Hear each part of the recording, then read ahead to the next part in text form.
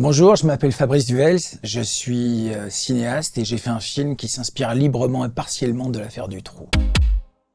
Déjà à l'époque, je me disais que j'en ferais un film un jour, mais bien sûr, j'avais 20 balais, j'avais pas les épaules ni aucune texture, j'avais rien fait quoi. Et puis surtout le point de vue, j'ai eu un point de vue à un moment donné. Le point de vue m'a permis d'appréhender parce que c'est un portrait. C'est par le portrait, par la fiction que j'ai pu rentrer en fait dans l'histoire. Alors c'est très documenté, c'est-à-dire qu'il y a un gros travail presque de journalisme avec Domenico Laporta, mon scénariste, c'est énormément documenté. Et puis après, dans un autre temps, on a dessiné l'arc dramaturgique du personnage. Et on a créé des intersections entre les faits, certains faits, et des arcs importants du personnage qui nous paraissaient opportuns à la construction du récit. Parce que c'est avant tout, certes c'est un contexte très particulier, c'est la Belgique des années 90, mais c'est avant tout le portrait d'un jeune zélé, d'un jeune impulsif qui va se fracasser en fait Mais un homme juste, c'est un homme juste, avant tout. Hein. Il est zélé, il est impulsif, mais il est juste et il se fracasse en fait à tous ces dysfonctionnements qui le rendent fou. C'est un contexte très particulier. Donc on a rencontré, moi je voulais être très proche en fait de la sémiologie en fait des gestes de tous les corps de métier. C'était très important pour moi, donc on a pris conseil avec pas mal de gendarmes de l'époque. Je voulais que ce soit hyper précis et forcément le personnage de Chartier se nourrit en fait de ce travail avec les gendarmes. Et il y a aussi deux gendarmes très importants, donc le maréchal des logis Michaud, qui est descendu dans la cave, qui a entendu des murmures et qui est reparti et à qui on a fait ce reproche un an plus tard quand l'affaire a explosé. Et un autre gendarme, un homme assez juste, Aimé Bill, qui travaillait sur le dossier X et qui aujourd'hui a écrit un bouquin qui s'appelle L'enquête assassinée, qui continue à se battre comme un fou pour donner son point de vue en fait. Donc c'est une espèce de mélange de ces deux flics qui ont été profondément brisés par cette affaire. Ah, alors voilà. Alors, combien de pages ta déposition? C'était quoi cette fois-ci? C'était l'ordre de Kadhafi? C'était Kennedy? Il s'était fait kidnapper par les extraterrestres? En fait, il y a deux thèses. Il y a la thèse du réseau, et il y a la thèse du prédateur isolé. La thèse du prédateur isolé a été retenue, elle a été jugée. Moi, d'abord, je suis un homme de cinéma, je suis ni juge et encore moins pas avocat.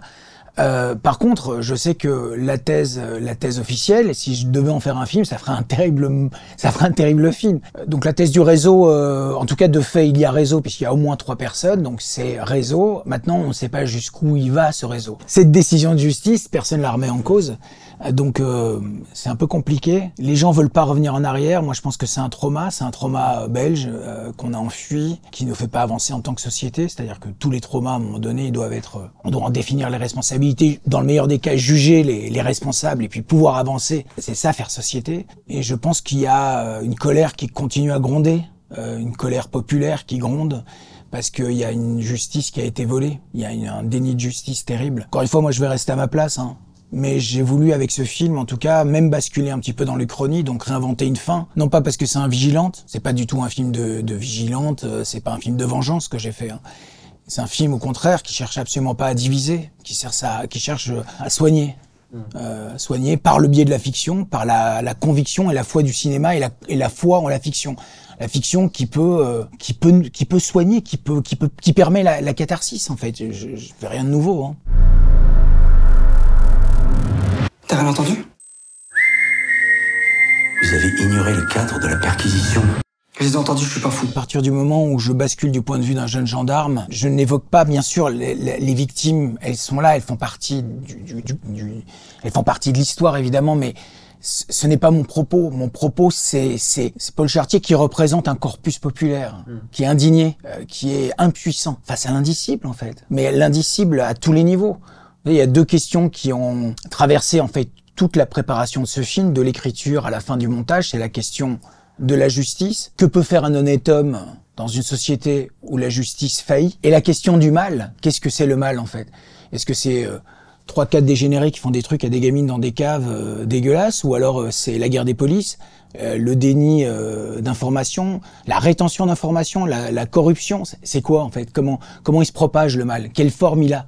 En fait, c'est ces deux questions-là qui sont des questions un peu méta, hein, certes, mais qui s'incarnent physiquement, viscéralement en Paul Chartier.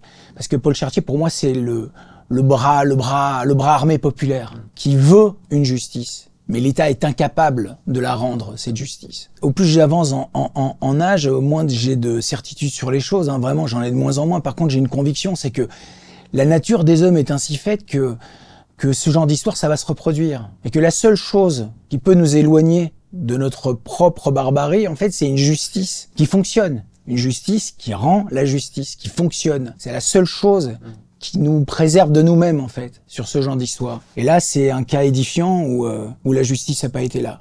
Ou en tout cas, c'est un simulacre de justice. Et ça fait pas de moi un complotiste de dire ça. Non, ça n'a pas été si compliqué à faire parce que je pense que c'était le bon temps. C'était le momentum. Ça fait 30 ans. Le scénario était très, très, très construit. C'est sûr qu'au début, quand j'ai annoncé le fait que j'envisageais de faire un film sur l'affaire Dutroux ou inspiré de l'affaire Dutroux, les gens m'ont dit oh là, oh, doucement petit, doucement. Mais on a tellement travaillé sur le script était très conséquent que en fait les gens très vite ont dit oui. Donc on a réussi à monter le film correctement. Le cinéma, tout le monde sait ce que c'est, il manque toujours un peu d'argent.